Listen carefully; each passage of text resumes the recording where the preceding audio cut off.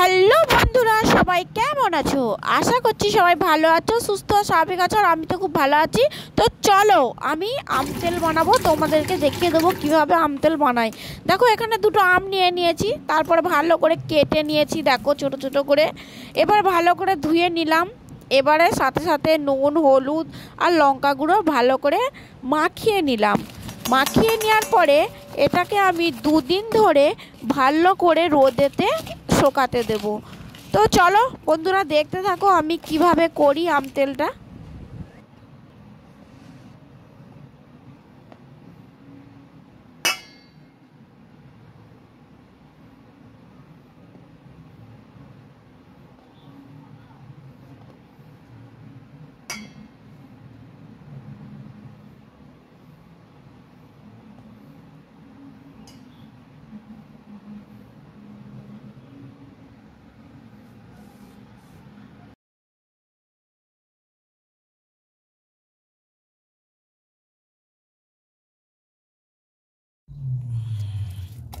তো এই দেখো বন্ধুরা, কত সুন্দর আমগুলো শুকনো শুকনো পাড়া হয়ে গেছে, আর খেতে বেশ ভালো লাগবে।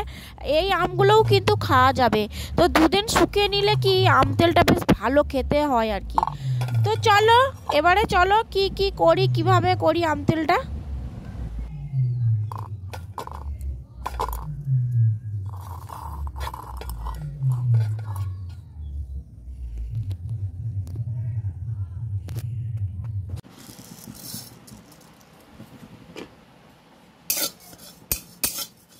গরম কড়াইতে গোটা জিরে, শুকনো লঙ্কা, 5 ফোড়ন আর ভালো করে ভাজা ভাজা করে নেবো।